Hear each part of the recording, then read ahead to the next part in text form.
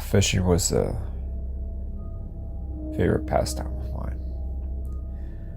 Ever since I could almost walk, I liked nothing more than to get a rod, get a reel, get some bait, and just throw it on the hook and just toss it out there. Favorite pastime of mine used to mean it quite a bit to me. Ever since I was 3 years old.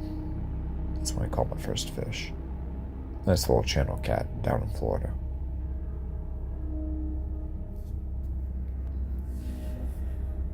Ever since then, I was hooked.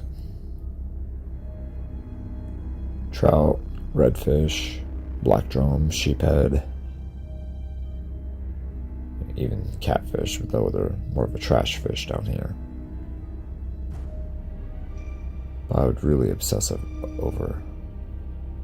What I would really obsess over was going after snook. I mean, yeah, we have tarpon and cobia down here too, but for some reason the line sider, the Robalo, really tickled my fancy. Back on Memorial Day, back when I was in 5th grade, I hooked my first one on a shrimp at a pier, and she stripped my line and broke me off around the piling, but I was hooked after that. I would obsessively go out there every single weekend trying to get one. Between the summer of 7th grade and 8th grade, that's when I finally got one. On a shrimp who drifted back in the tide. It was on a cloudy, overcast July day, and finally got him. A little 23-incher. Ever since then, I just kept on going. Just kept on. Summer after summer, fall after fall, winter after winter, spring after spring. I pursued the line sider all over my local area. The outer barrier island, the bay mouth, the river mouth, beaches, piers, bridges, seawalls, wading. Pretty much everywhere you can go that will allow land-based fishing on the shore. So finally, I was able to buy my own boat.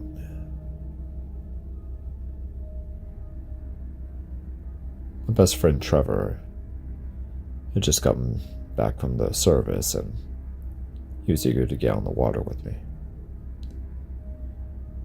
It was early September, and it was nearing the end of the annual spawn for the fish, and it was the opening of season where you could actually harvest one a day per angler.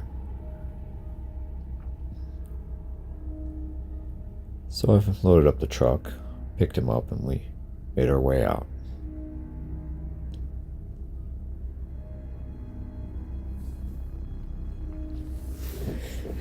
Went to a nice little spot where I knew there was some pinfish, and dropped a cast net a few times. Got a couple dozen pieces of bait and loaded up the live well with them. Head to a nice spot towards the bay mouth on a barrier island. There was a nice deep cut right at the point where there was some mangroves and there was a good current. I knew there was some good bait out there as well.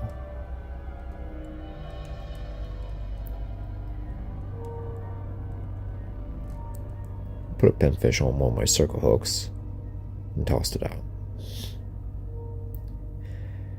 Only a few seconds left until I got a monster hit.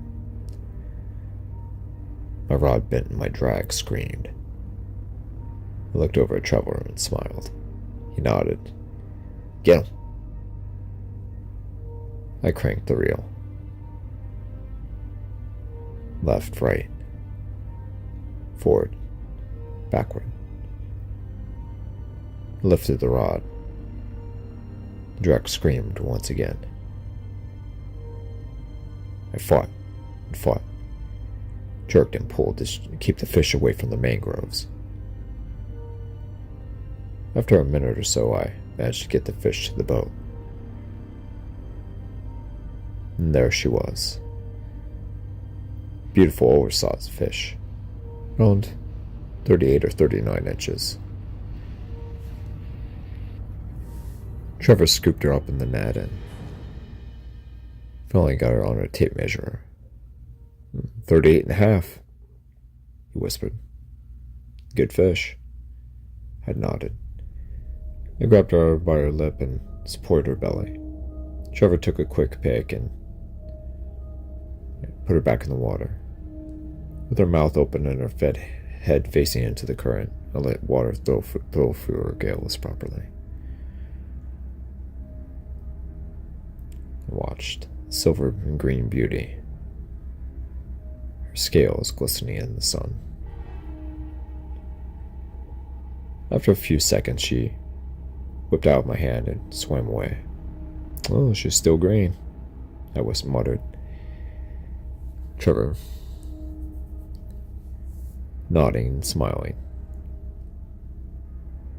hid his rod down the rod holder and picked up his rod and cranked his bait back in. My turn, he shouted. He tossed out a pinfish up current and waited for the bait to drift back into the strike zone. An explosion in the water. Trevor's rod tip bent and his drag screamed. Well, this is a nice one, he shouted. I nodded. The fish screamed back toward the mangroves. Get him, Trev, I shouted. He cranked and jerked, cranked and pulled. To the left, to the right, and upwards. Battling to keep the fish away from the mangroves, away from the trees. This is a nice one, he grunted. Sweat began to drip from his brow. It's a nice fish. After a minute or two,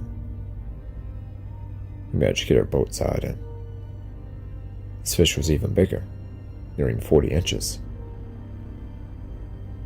I scooped her up in the net and... Wow, what a beauty. Trevor removed the hook and put her on the tape measure. 41, he shouted. Yeah, that's a nice one, Trev. Good job. He smiled. We high-fived. I took a pick and put her back in the water, head facing into the current. After several seconds, she swam off, kicked away.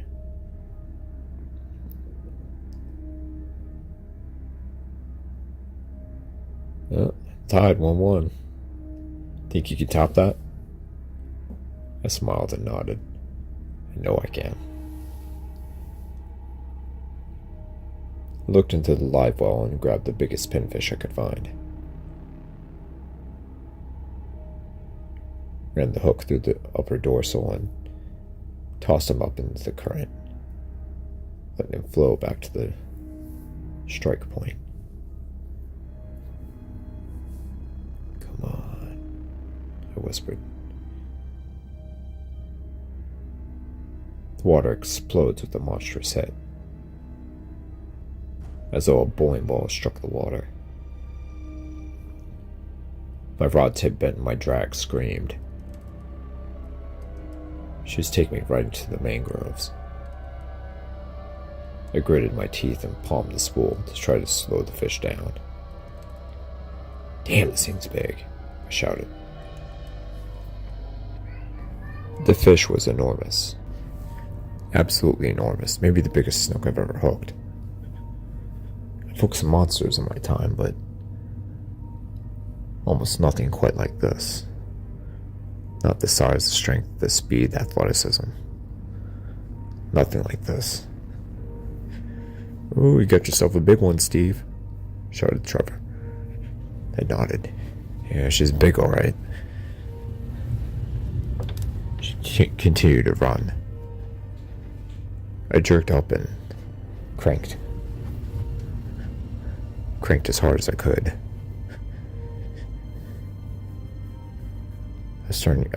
Had her almost halfway to the boat, and she appeared to be giving up the ghost and coming towards us. There I managed to make her surface, and my God, this thing was monstrous. Had to be in the high 40s, maybe even 50. Oh my God! Gasped Trevor. That thing's huge. The fish jolted back toward the mangroves once more. She had a second wind of energy. I palmed the spool again to slow her down.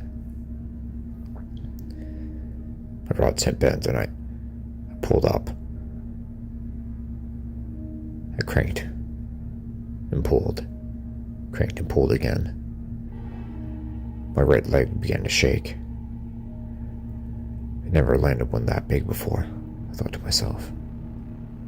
This monstrous thing's huge, my God.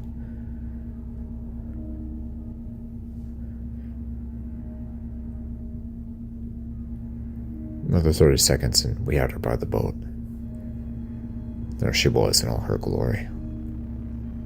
Trevor scooped her up in the net.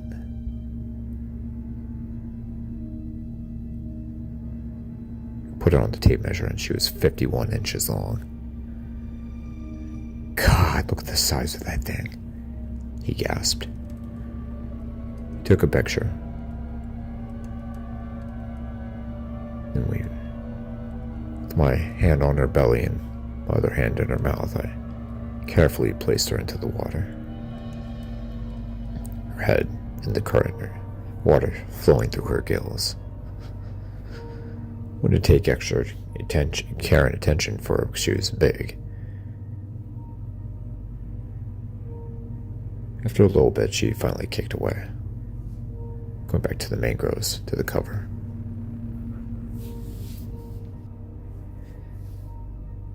God, man, I can't believe how big that fish was. Trevor patted me on the back and shook my hand. That's my boy, he shouted. Let's get some more, man.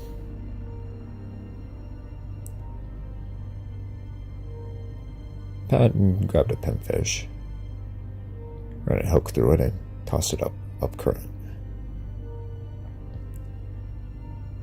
Heard this explosion in the water, about 100 yards or so away from us in the open, out in the channel. So almost like an explosion. Not huge, but there it was again.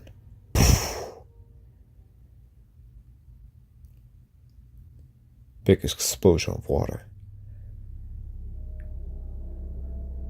It doesn't sound like a bomb going off, or a dynamite or anything like that.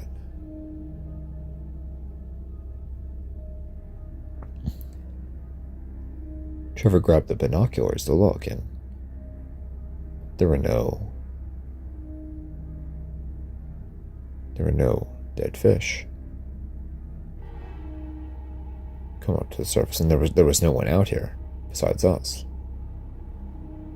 So it could have been a bomb or a dynamite or an explosion of some kind, or mine.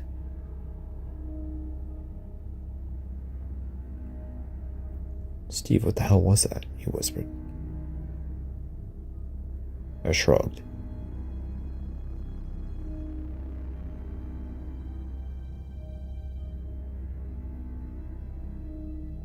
Suddenly we noticed a pod of dolphins swimming away quickly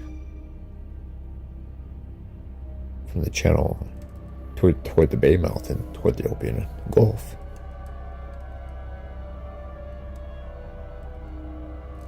Trevor, what the hell's going on? He shrugged again. Another explosion. right behind the dolphins, where the dolphins were.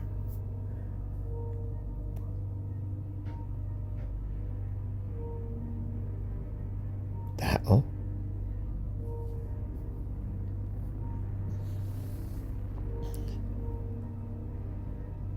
We looked at each other.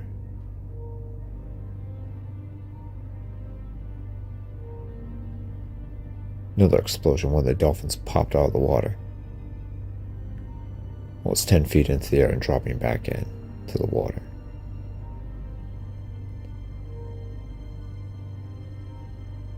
We looked at each other stunned.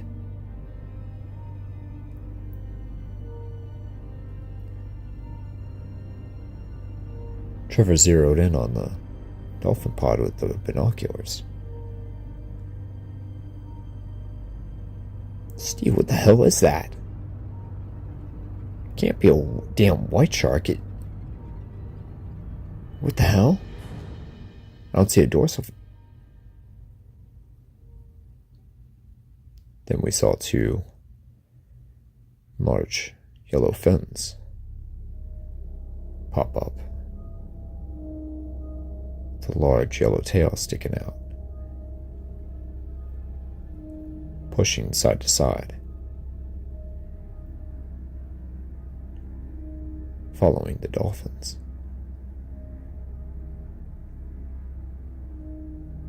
From the first, then it suddenly submerged, went back down under again.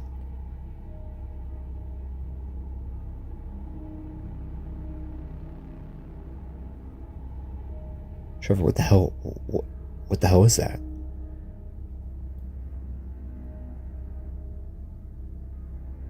Oh no, he whispered.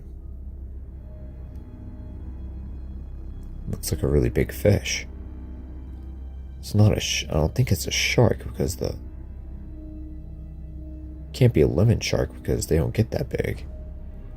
It's not a white shark, obviously. They don't have two dorsal fins and a tail.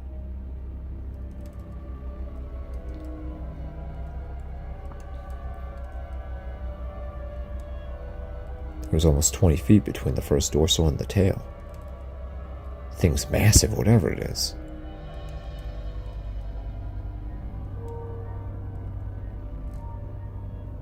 I contemplated our next move. My boat was only 20 feet long. It's a little flats boat.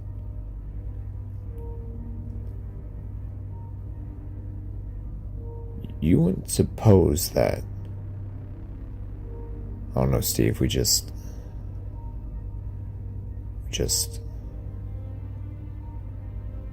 Right then, Trevor's reel screamed.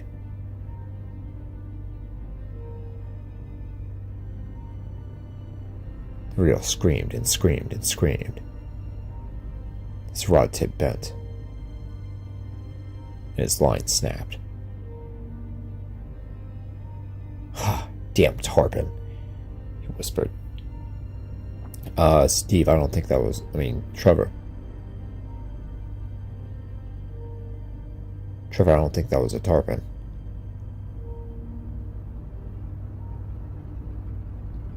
You don't think that? The boat rocked back and forth. Something large just swam by. We're on a pretty steep trench next to a mangrove island, mangrove point at a bay mouth. We both looked over and nothing but vast blue water. Murky blue-green water.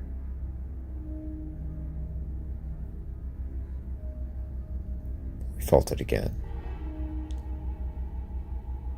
Another. The boat shook in the water, rocking back and forth.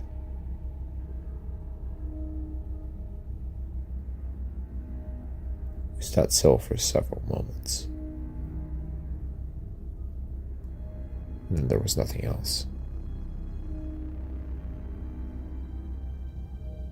Let's get the hell out of here, Steve, said Trevor.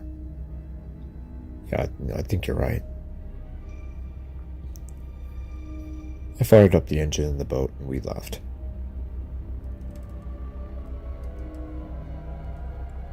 Went on the other side of the barrier island into the Gulf and went to the main island. Started fishing off the beach.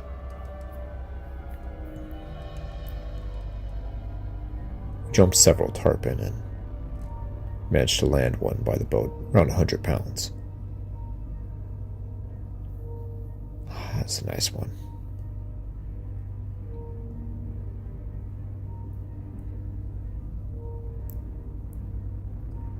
Put another pinfish out. Trevor hooked another tarpon in. This one even bigger, almost 150. Managed to land that one.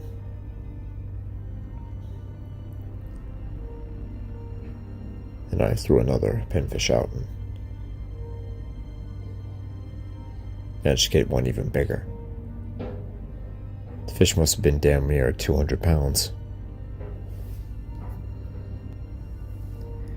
The reel screamed and the rod tip bent.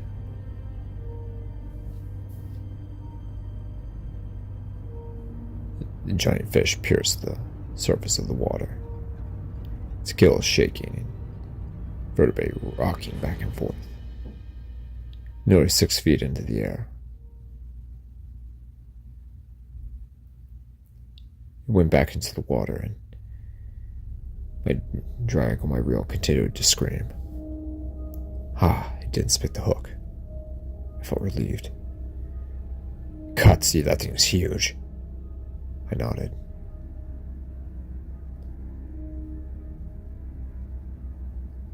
Fish continued to run. It slowed up a bit, and I was able to crank a little bit and lift. Cranked and I lifted. Cranked and I lifted. Another run.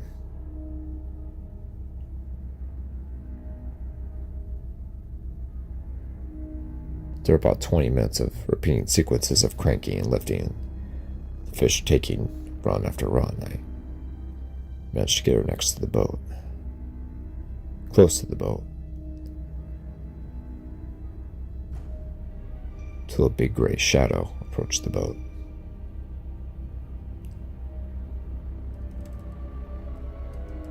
A giant hammerhead, approaching 15 feet or bigger. The tall dorsal and tail fins spiking out of the water, menacingly, chasing the poon, chasing the Silver King. My drag screamed once more. Revving and zipping. Opened the bail, hoping to give the fish some leeway so it can outrun the shark. The tarpon ripped out line.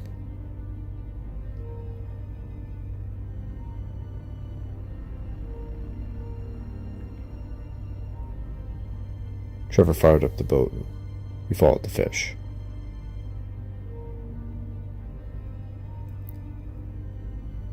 We repositioned ourselves between the tarpon and the hammerhead, tried to ward off the shark. It worked for a little bit, but the shark continued the pursuit. It continued and continued until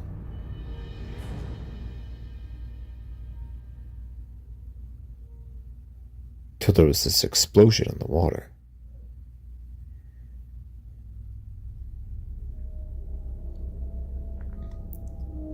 Right where the hammerhead was.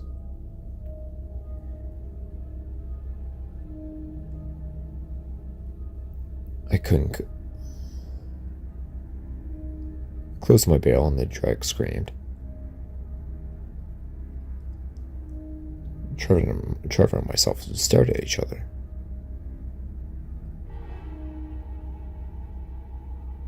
Speechless.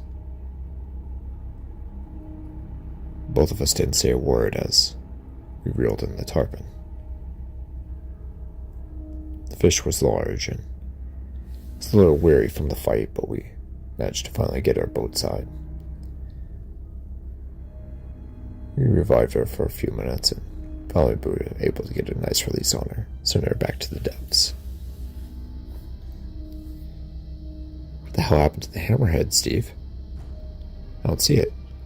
What happened? Oh no, Trev, I think we stumbled upon something this afternoon. Yeah, I'd say, he muttered. Should we report this to FWC? Or what do we do? I don't know. I shrugged.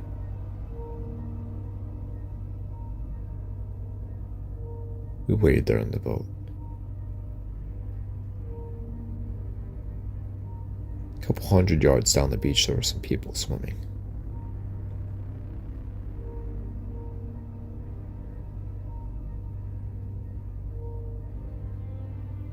Oh, God, Steve, you don't think that... I don't know. Whatever it is, it just ate a 15-foot hammerhead. I don't think it would have the appetite for anything now.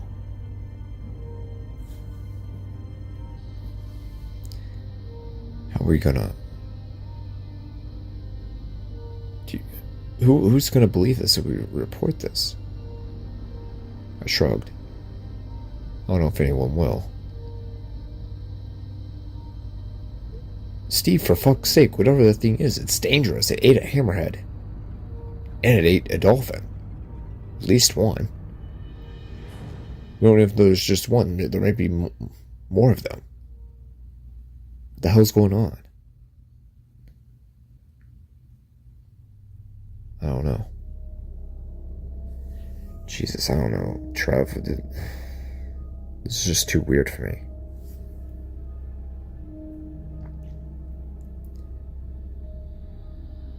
So we called it a day and went back to the dock.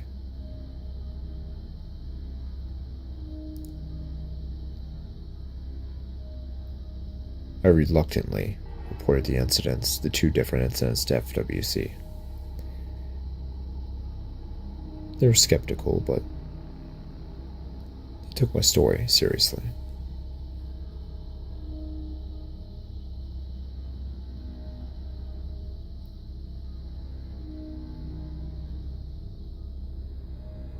It was quiet for a couple of days, and then a report of swimmers beginning to pop up missing. First it was a kid, and then it was a 38-year-old man. About 4 days apart from each other. There were no traces of them, no body, no blood, not their swimsuit, nothing.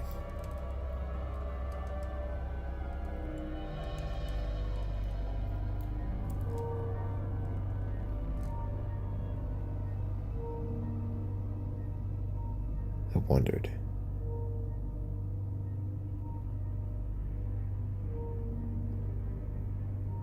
I contacted FWC once again and asked them, and the police for that matter, and asked them what was going on.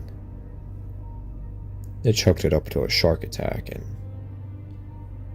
until they had any further evidence of what actually happened, they had to chalk it up to that. Because there had been nothing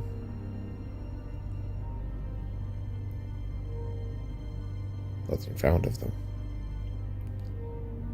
I asked about rip currents, and they replied no. It was a sudden explosion in the water where the swimmers were at, and then nothing.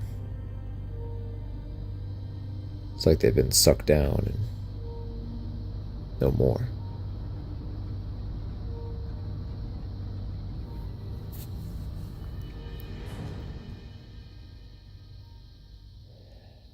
I went to the island tip one night. Got a good-sized bait, live Jack Crevalle. Had my big shark set up, and I got into my kayak. I paddled out the bait a couple 100 yards, and had the drag set. My shark reel was the biggest one available to recreational fishermen, loaded with 150-pound braid, top shot mono, and of course the large metal leader and the large circle hook. Stood at the shore and I waited. Only about 10 minutes went by and there was an explosion in the water where I dropped my bait.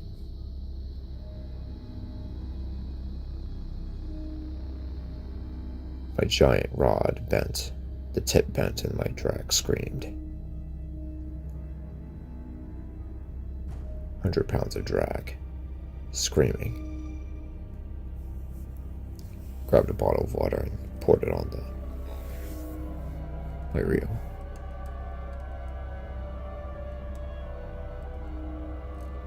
Making sure none of the gears would burn out.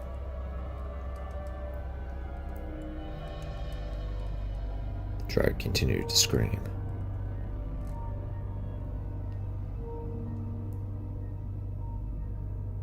Then an explosion in the water.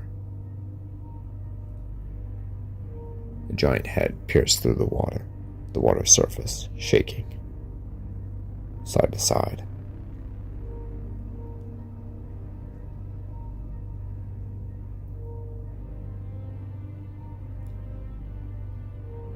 The drag continued to scream.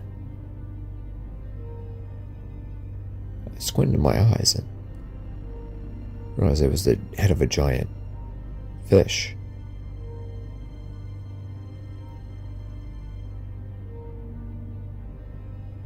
An ambush fish, specifically. I couldn't tell if it was some kind of a grouper or a bass or a tart. It pierced the water again.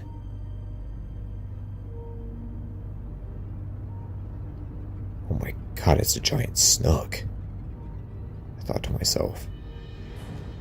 How? Or at least some kind of monstrous fish. It looks like one.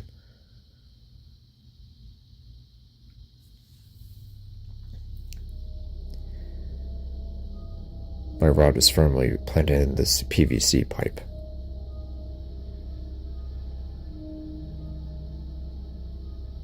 I think it had to be 35 feet long. Maybe foot.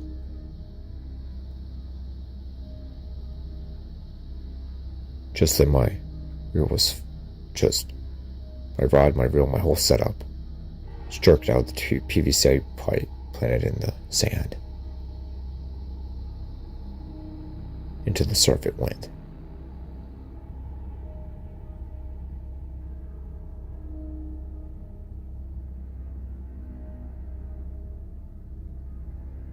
I charged in after it, but it was too late. The giant fish had already dragged it in with it.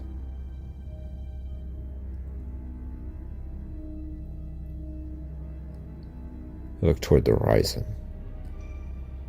The full moon lit the dark sea. And once again, I saw the giant head of the giant fish rise out of the ocean, shaking its head victoriously, and going back in with a deep splash.